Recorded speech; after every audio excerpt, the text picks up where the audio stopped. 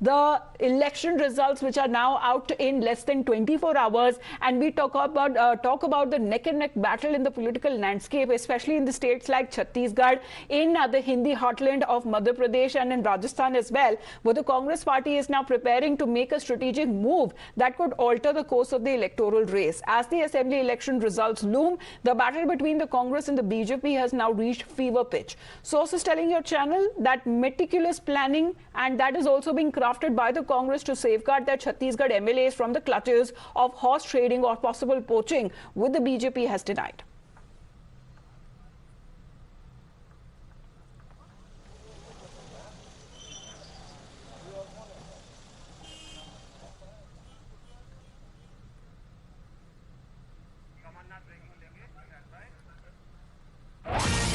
In the meantime, breaking updates that are now coming in regarding resort politics. It is now being said that Kamal Nath has also called all the Congress MLAs to Bhopal, and in the claim that there would be a landslide victory for the Congress party, he has called all of the MLAs to be together in Bhopal just before the results. उन्होंने इस लोगों में नाम change किया है। आज 75 साल बाद हम अंग्रेजों की दास्ता से निकल रहे हैं, और उसमें सबसे बड़ा परिवर्तन, भारत को अगर आगे बढ़ना है तो अपनी परंपराओं के साथ आगे बढ़ना होगा। विदेशियों के द्वारा दिए गए नाम से ही दास्ता परिलक्षित होती है। मकरंद हमारे साथ लाइव जुड़े हुए हैं। मकरंद, कोई हलचल अभी देखने को मिल रही है कांग्रेस कैंप में, क्योंकि बताया जा रहा है कि पूर्व मुख्यमंत्री ने कहा है कि जितने कांग्रेस के एमएलए है वो भोपाल आ पहुंचे रिजल्ट से पहले। जी बिल्कुल, अभी संजय शुक्ला जो कि कैलाश विजयवर्गीय के सामने चुनाव लड़ रहे हैं वो बाहर निकले और उन्होंने हमसे बात की। इसके अलावा जयवर्धन सिंह भी बता रहे थे कि जीतने के बाद सभी को भोपाल बुलाया गया है कमलनाथ के द्वारा, कि जो भी विधायक हैं वो भोपाल पहुंचेंगे जीतने के बाद। तो अब कांग्रेस यही उम्मीद कर रही है कि सरकार उनकी बनने जा रही है और पूरी तैयारियां उनकी तरफ से की जा रही है। यही सेम तैयारियां बीजेपी की ओर से भी की जा रही हैं।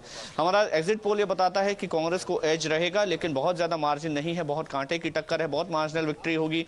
तो जाहिर है कि दोनों पार्टियों की तरफ से बराबर तैयारियां की जा रही हैं।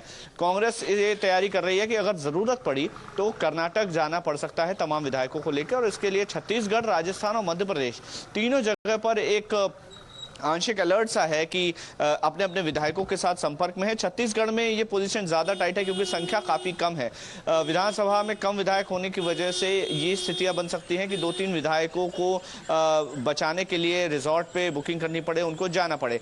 तो वहां पर अगर एक एक व्यक्ति, बताया जा रहा है सूत्रों के हवाले से कि एक एक विधायक के ऊपर 2-2, 3-3 पदाधिकारियों को लगाया गया है ताकि इधर से उधर वो विधायक ना हो पाए।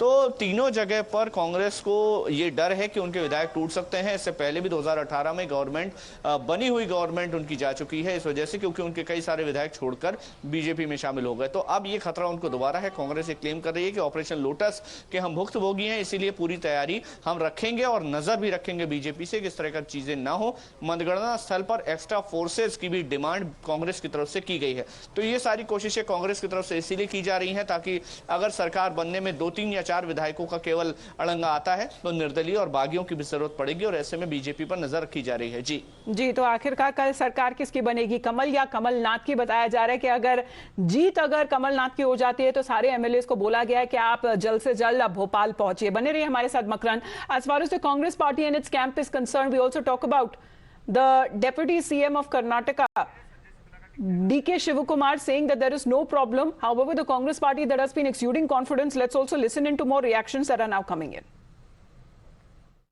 इंदौर 1 विधानसभा सीट से कैलाश विजयवर्गीय के सामने लड़ रहे हैं संजय शुक्ला जी। संजय शुक्ला कमलनाथ के बंगले पर पहुंचे हैं मुलाकात करने के लिए। संजय भाई, क्या स्थिति है अभी? एग्जिट पोल कांग्रेस की सरकार बना रहे हैं, कुछ बीजेपी की बना रहे हैं।